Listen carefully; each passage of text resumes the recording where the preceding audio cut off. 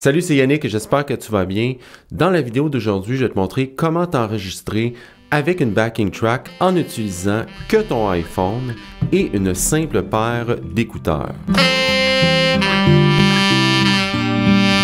Alors, comment on va procéder? C'est qu'on va utiliser l'application GarageBand qui est fournie avec tout iPhone, iPad ou Mac. Alors, si tu possèdes un de ces appareils, tu as aussi GarageBand de gratuit qui est disponible. Si ce n'est pas installé, tu n'as qu'à aller sur le App Store, le télécharger. Alors, c'est vraiment fantastique comme petite application. Ça fonctionne très bien. Et là, aujourd'hui, je vais te montrer comment t'enregistrer sans micro externe, sans carte de son.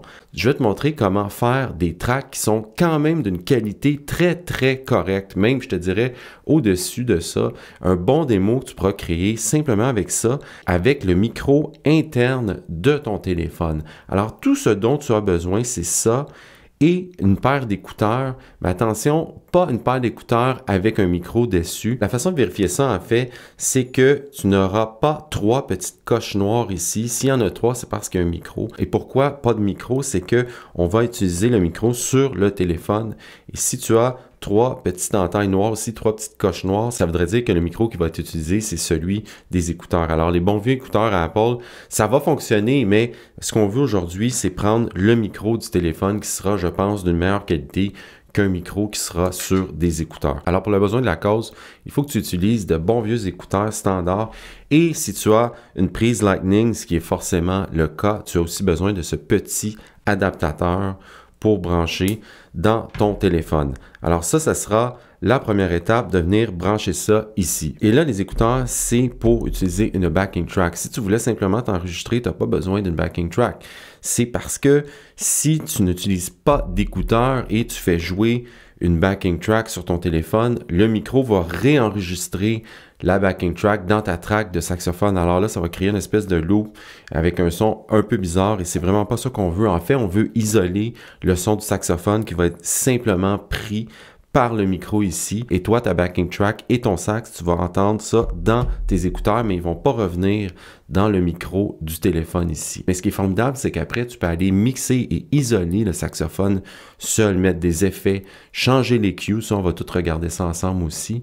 Alors, ça sonne vraiment mieux que de mettre une backing track et de jouer ton sax sans micro et de t'enregistrer avec ton téléphone. Alors là, tu peux pas mixer, le son n'est pas très bon si ça va aller prendre le son de la pièce. En parlant de pièce aussi, si tu peux, isole-toi dans une pièce où il y a le moins d'écho possible. Parce que ça, c'est un petit micro qui est sur le téléphone et il va aller chercher tous les bruits ambiants. Il y a quelques micros sur un iPhone. Alors, celui qui est utilisé par GarageBand lorsqu'on fait ça, c'est celui qui est près de la bouche quand on parle. Alors, celui qui est juste ici. Et il y en a un autre derrière, mais c'est pas celui-ci qui est utilisé. Alors, tu vas devoir essayer d'orienter ton saxophone ou ta voix ou l'instrument que tu vas enregistrer vis-à-vis ça. Mais il prend tout de même assez large. Alors, la première chose à faire, ça va être d'ouvrir GarageBand et pour ouvrir un nouveau morceau, tu dois appuyer sur le petit plus ici en haut à droite. Alors là, tu as une panoplie de choix pour les tracks. Alors, ce que tu dois prendre, c'est enregistreur audio. Tu peux simplement choisir voix, mais tu peux aussi aller ici à plus de son. Moi, je fais toujours ça. Fun et clean. Pourquoi ça s'appelle clean? C'est parce que ici, tu n'auras pas plein de presets déjà. C'est vraiment rien. OK, le son le plus dry possible, le plus pur possible. C'est ça qu'on veut pour l'instant. Comme tu vois ici, on voit déjà à l'entrée que ma voix est prise par le téléphone, par le micro interne. Alors là, il est aux trois quarts. Il faut que tu fasses tes tests avec ton saxophone. Il ne faut pas que ça soit dans le rouge, OK?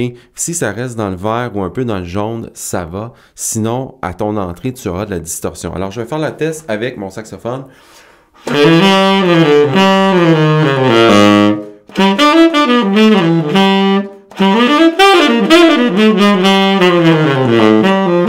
Alors là, ici, tu vois, c'est pas trop mal. Ça ne va pas dans le rouge, ça va un peu dans le jaune. Alors, c'est quand même très bien. C'est à toi de juger à quel niveau tu veux le mettre.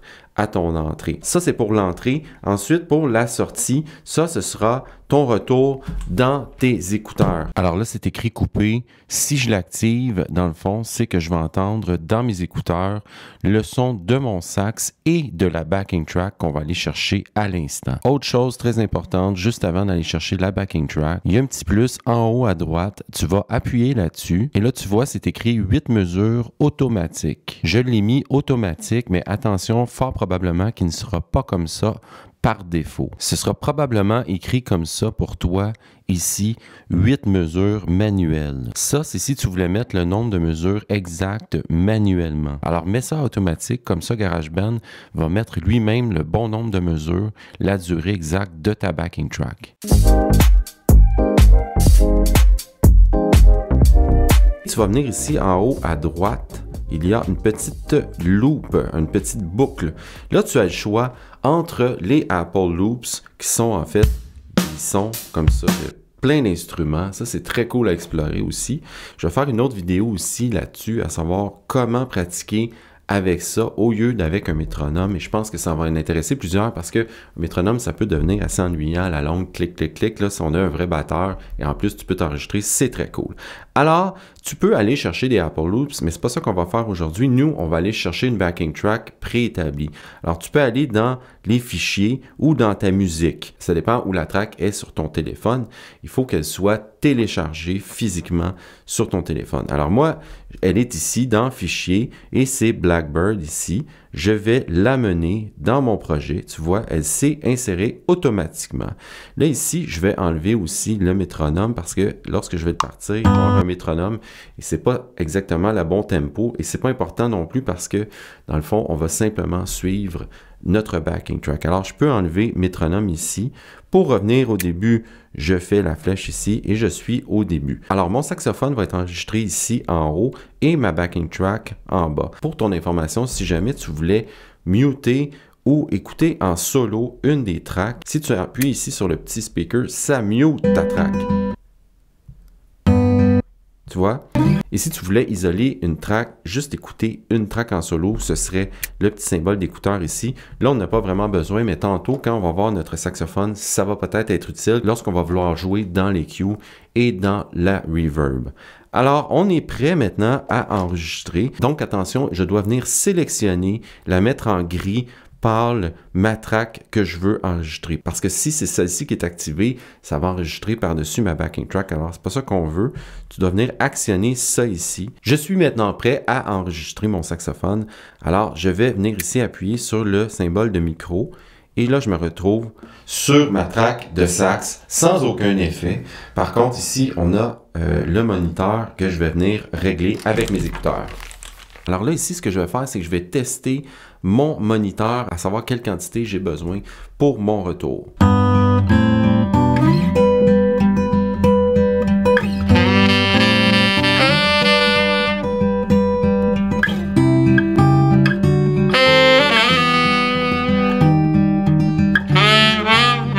Alors, je suis maintenant prêt à enregistrer. Je vais maintenant appuyer sur le bouton Record et on se retrouve tout de suite après pour mixer le sax.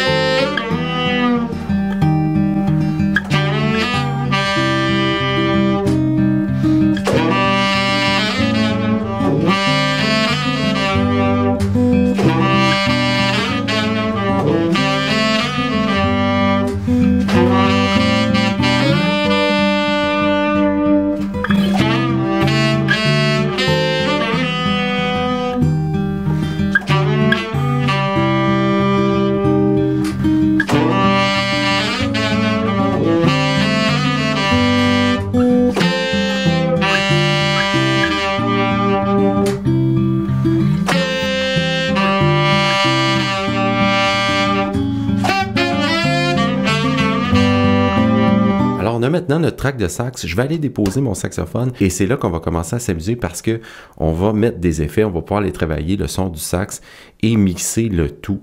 Alors, c'est ça qui est cool avec GarageBand, c'est qu'on peut isoler le saxophone et pas simplement avoir juste un mix. OK, la première chose, ça va être de revenir au projet principal. Alors en haut, c'est la track de saxophone et celle du bas, c'est la backing track. Alors on va faire jouer les deux pour essayer de régler premièrement le volume.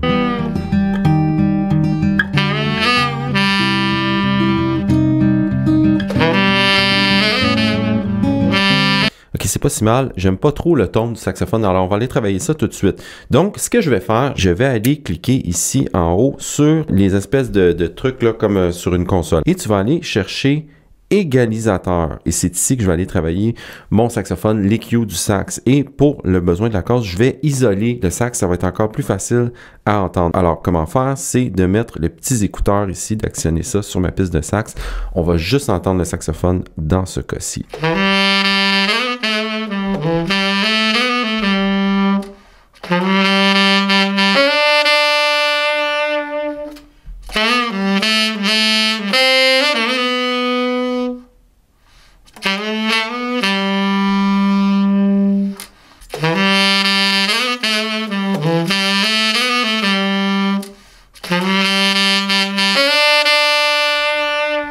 OK, là, je suis quasiment satisfait de mon ton de saxophone. C'est certain que ça ne sera pas comme dans un micro comme ça, mais déjà, tu vas voir, on va arriver à un résultat qui est très, très, très potable. Alors là, pour l'instant, je suis satisfait de mon EQ. Je vais appuyer sur OK et je retourne à mon menu principal et je vais aller chercher maintenant un reverb. Donc, encore une fois, ma piste de sax est isolée. Je la laisse jouer. Je vais mettre du reverb.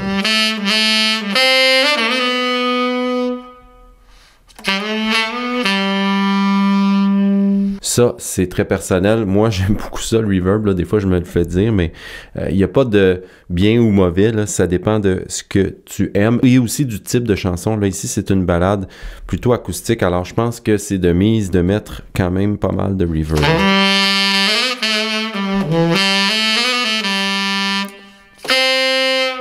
Tu remarques ici aussi que j'ai baissé mon volume parce que ça piquait. Il ne faut pas que ça fasse ça. Donc, tu restes dans le vert, tu es OK. Je vais remettre la track.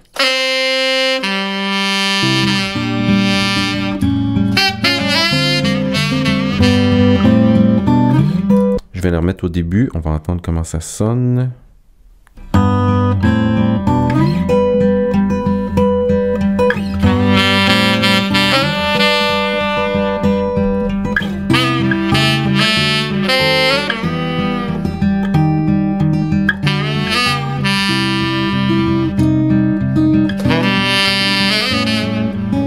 Là, je pense que je vais retourner un peu dans les cues pour travailler ça. Il y a quelque chose que j'aime pas trop. Je vais aller remettre un peu de mid. Bien que je trouvais que c'était très mid au début, mais on va l'entendre avec la backing track, ça va peut-être être différent.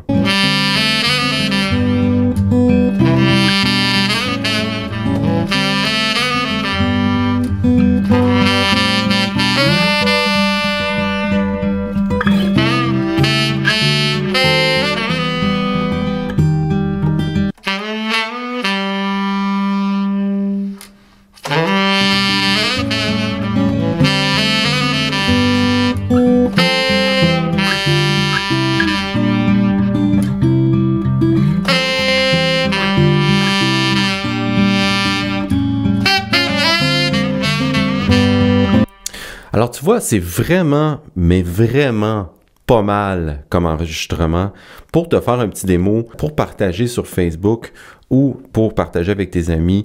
C'est vraiment une belle solution qui est gratuite dans la mesure où tu possèdes un appareil Apple, c'est certain. Là, si tu as un Android, écris-moi pas dans les commentaires que je n'ai pas fait une vidéo pour les Android. Je ne connais pas les Android. Moi, je connais l'univers d'Apple, alors c'est avec ça que je travaille. Et je pense que si tu joues de la musique, c'est vraiment une compagnie qui va t'aider parce que, tu vois, ici, il y a quelque chose de gratuit ici quand tu achètes l'iPhone qui n'est pas gratuit, on s'entend, mais tu peux te trouver un appareil comme ça pas trop cher ou un iPad encore. Les nouveaux iPads sont vraiment pas chers.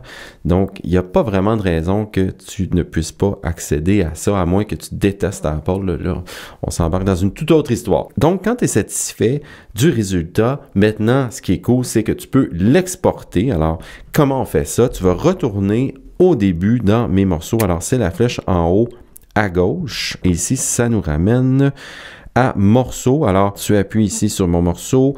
partager. Et là, tu as le choix entre partager le morceau en sonnerie ou le projet au complet. Admettons que tu voulais travailler avec quelqu'un sur un même projet. Mais si tu veux faire ça en MP3, par exemple, tu vas aller sur morceau ici. Et là, tu peux décider quel genre de qualité que tu veux exporter. Alors, tu n'as qu'à faire partager et ensuite, tu peux l'envoyer où tu veux, l'enregistrer sur ton téléphone directement. Alors voilà, j'espère que ça t'a plu et que ça te donne une belle solution de rechange si tu n'as pas un micro externe ou une carte de son encore pour t'amuser, pour t'enregistrer et pour te faire déjà un mix qui a plus de bon sens que de prendre juste un micro et d'enregistrer depuis un speaker ou une enceinte et ton saxophone sans aucun effet. Ici, c'est vraiment cool. Tu as vu, on a rajouté les effets qu'on voulait.